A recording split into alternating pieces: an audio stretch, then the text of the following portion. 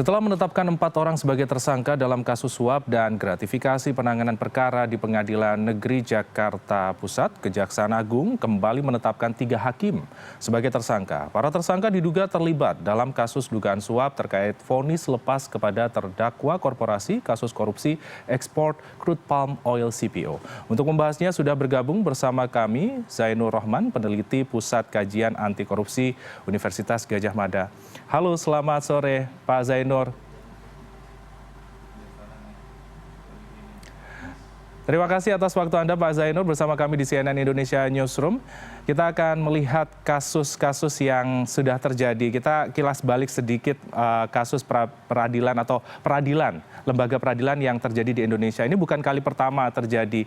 Kalau kita kilas balik 4 tahun terakhir, di tahun 2021 misalnya ada kasus suap Jaksa Pinangki terkait kasus pengurusan fatwa MA Joko Chandra. Lalu Agustus di 2023 juga ada hakim di Pengadilan Negeri Jakbar yang menerima suap 300 juta yang menjerat mantan wali kota Kediri ini dalam kasusnya itu. Berlanjut di Desember 2024 juga ada 3 hakim Pengadilan Negeri Surabaya Jawa Timur menerima suap kurang lebihnya adalah sekitar 1 miliar lebih dan ada 308.000 dolar Singapura dolar maksud kami, dan terkait ini adalah vonis bebas Ronald Tanur. Dan terakhir di bulan April masih permulaan di tahun 2025 Ketua Pengadilan Negeri Jaksel MAN menerima suap 60 miliar terkait perkara terdakwa korporasi kasus CPO.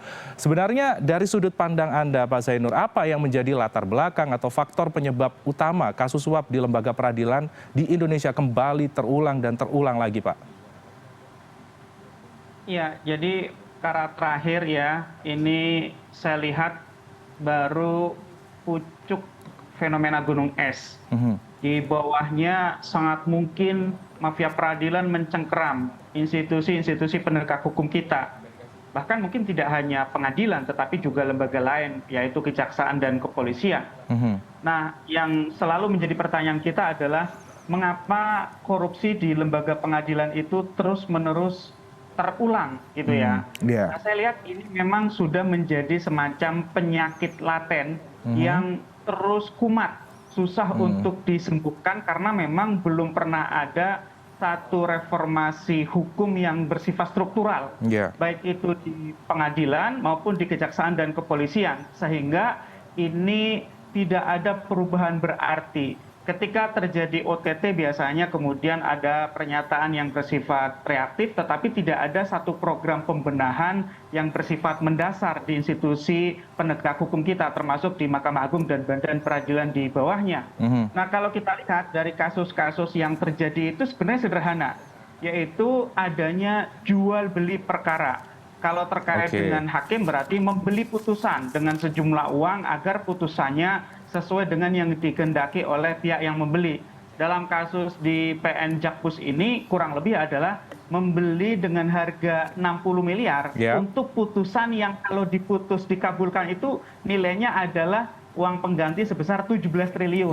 Nah, betapa kemudian kalau ini kemudian tidak terbongkar, negara dirugikan sangat besar begitu ya. 17 triliun rupiah yang dituntut oleh jaksa penuntut umum terhadap terdakwa korporasi, tetapi hanya dengan membayar 60 miliar, ini kemudian pihak-pihak yang berkepentingan berhasil mendapatkan putusan lepas.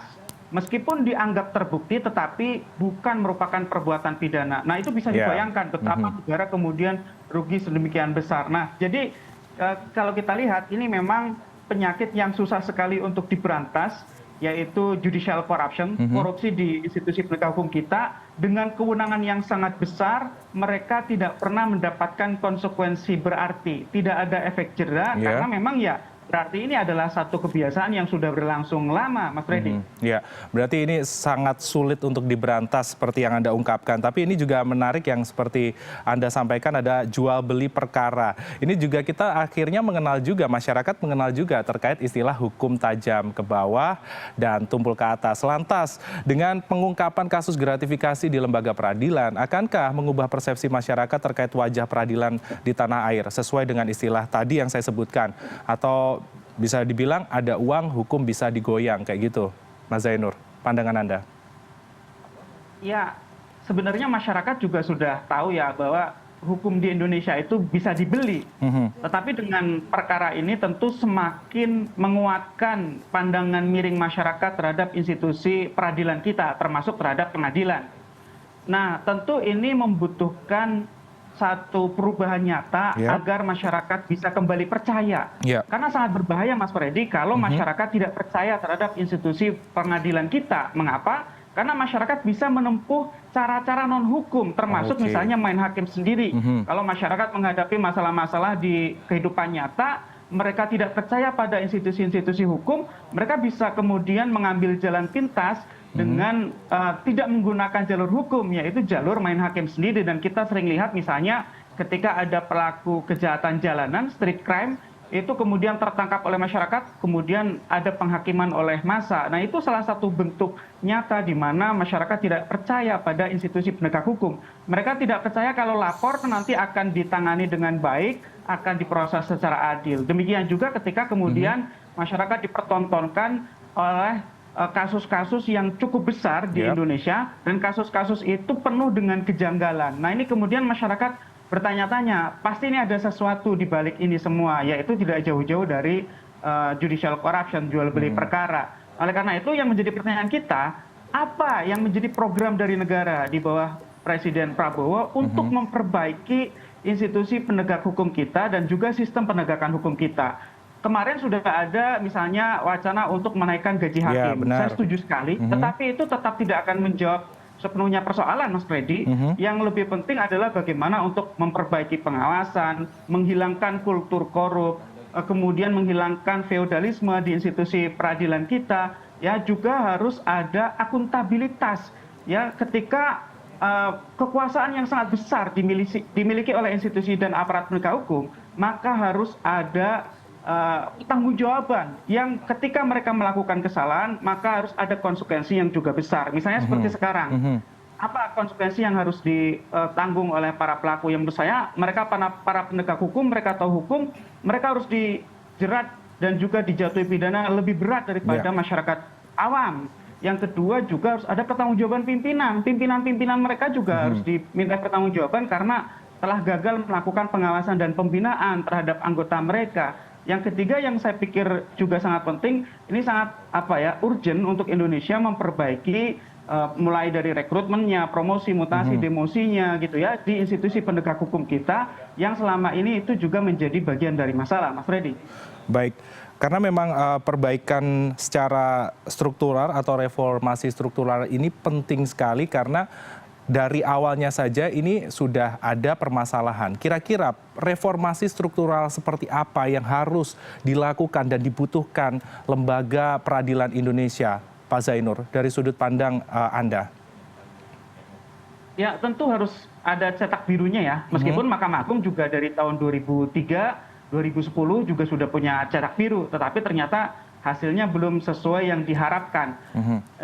Harus ada peta jalan untuk adanya reformasi ya di internal Mahkamah Agung dan badan peradilan di bawahnya.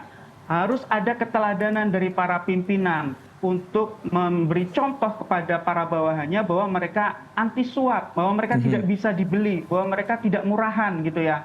Nah, yang ketiga menurut saya juga Indonesia itu sangat perlu instrumen yang dapat mengawasi mereka gitu ya. Yang sangat jelas adalah bagaimana ketika kekayaan mereka tidak wajar tetapi semua orang diam.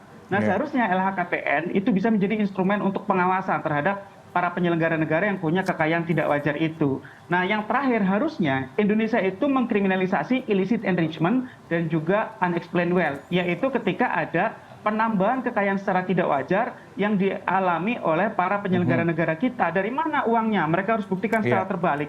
Kalau tidak dapat membuktikan secara terbalik, kekayaan itu harus dirampas untuk negara. Dan itu butuh dua hal.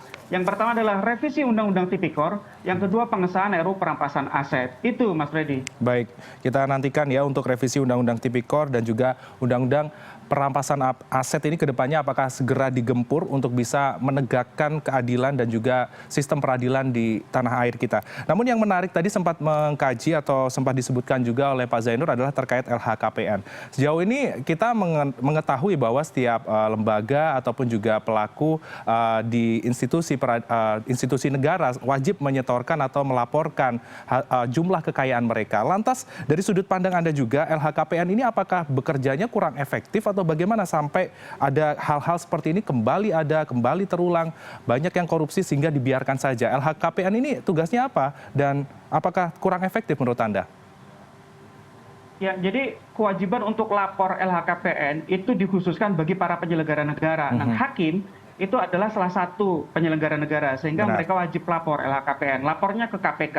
Tetapi sayangnya di dalam Undang-Undang Nomor 28 Tahun 99 yang tidak lapor LHKPN itu tidak ada sanksi nyatanya, sehingga rata-rata itu hanya lapor sekadar lapor. Mungkin ada sih kebanyakan lapor, iya, tetapi kebenaran isi laporannya itu yang kemudian bermasalah.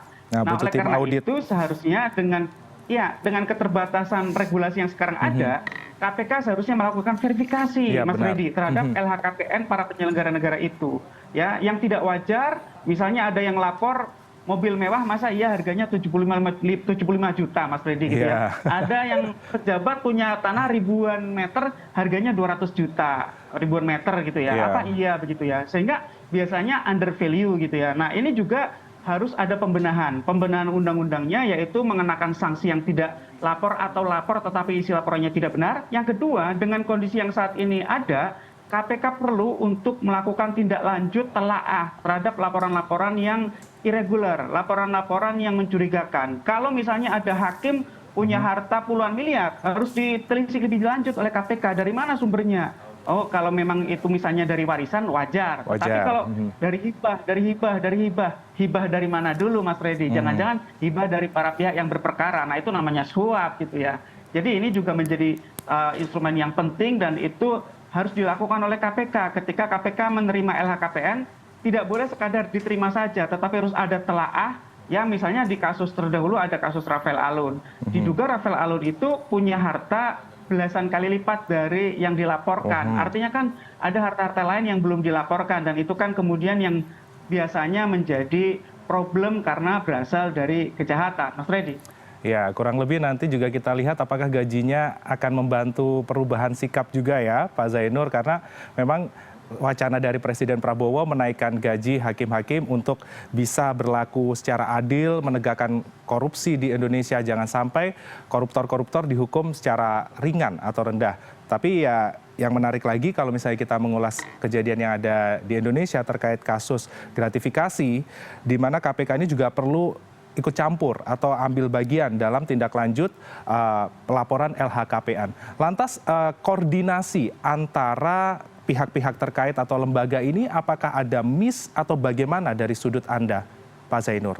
Terakhir dari saya. Ya, kalau LHKPN itu kan kewajiban yang diatur di undang-undang. Misalnya ada penyelenggara negara yang tidak patuh di dalam melapor LHKPN. Itu harusnya KPK menotifikasi kepada atasan dari pejabat yang bersangkutan yang tidak patuh itu, agar atasannya memberikan sanksi, gitu ya. Sanksi. Nah, yang kedua, sekadar LHKPN sendiri juga memang tidak cukup ya, karena LHKPN itu adalah instrumen pengawasan ya. Penyelenggara negara kita, khususnya aparat penegak hukum, itu juga harus sejahtera. Nah, kalau hakim sekarang sudah diwacanakan oleh Presiden Prabowo untuk dinaikkan gajinya. Sebenarnya di antara para penegak hukum lain, hakim kebetulan sudah relatif lebih tinggi. Meskipun juga masih perlu untuk ditingkatkan, tetapi dibandingkan jaksa dan polisi, hakim itu sebenarnya fortunate gitu ya, beruntung. Nah, apalagi jaksa dan polisi, mereka sangat terbatas kesejahteraannya, sehingga memang negara harus memprioritaskan untuk institusi dan aparat penegak hukum ini, mereka harus sejahtera, gitu ya. Mereka harus diberikan reward yang pantas, yang kemudian mereka tidak akan mencari-cari sampingan sekadar untuk memenuhi kebutuhan hidup. Tetapi juga perlu diingat bahwa sejahtera saja tidak akan menjadi jawaban, karena ada corruption by greed, korupsi karena adanya keserakahan. Keserakahan, kesempatan. Misalnya, di kasus terdahulu, Mas Freddy, Hakim Agung itu kan kesejahteraannya sangat baik ya. Ada Hakim Agung 2 orang ya, itu didakwa oleh KPK melakukan tindak pidana korupsi, menerima suap, padahal take home fee-nya sudah ratusan juta rupiah. Kurang apa lagi begitu ya? Artinya sekadar sejahtera saja tidak. Betul, butuh pengawasan, ya, butuh sistem untuk mencegah mereka bermain, butuh keteladanan dari para pimpinan, butuh lingkungan yang saling support dan saling mengawasi ya, sehingga ada whistleblower yang mau untuk melapor ketika ada kejanggalan-kejanggalan yang terjadi di lingkungannya. Nah ini butuh memang tidak hanya reformasi kelembagaan, reformasi struktural, tetapi juga reformasi kultural. Itu Mas Freddy gitu ya. Keteladanan, juga perbaikan kebiasaan-kebiasaan yang sudah mengakar puluhan tahun gitu ya. Sehingga diharapkan ke depan aparat penegak hukum kita tidak mudah untuk dibeli dengan harga yang sangat murah. 60 miliar untuk membeli denda uang pengganti 17 triliun misalnya, itu murah sekali. Masih untung gitu ya. Iya. Masih untung. Ya, yang bayar untung banyak. Yang bayar untung banyak. Untung ketahuan. Iya, untung ketahuan akhirnya terblow up, masyarakat pun juga bisa menilai bagaimanakah kredibilitas dari lembaga peradilan di Indonesia. Tentunya yang menjadi catatan ke depan adalah terkait sanksi yang ini juga harus diberikan kepada pihak-pihak yang melakukan pelanggaran ini secara lebih konkret, secara lebih berat, karena ini menjadi contoh juga ke depannya. Dan memang ya Pak Zainur, jujur itu mahal sekali harganya. Baik, terima kasih Pak Zainur, terima kasih atas waktu Anda bersama kami di CNN Indonesia Newsroom. Dan tentunya kami ucapkan selamat kembali beraktivitas Pak Zainur Rohman, peneliti Pusat Kajian Anti Korupsi Universitas Gadjah Mada. Sukses selalu.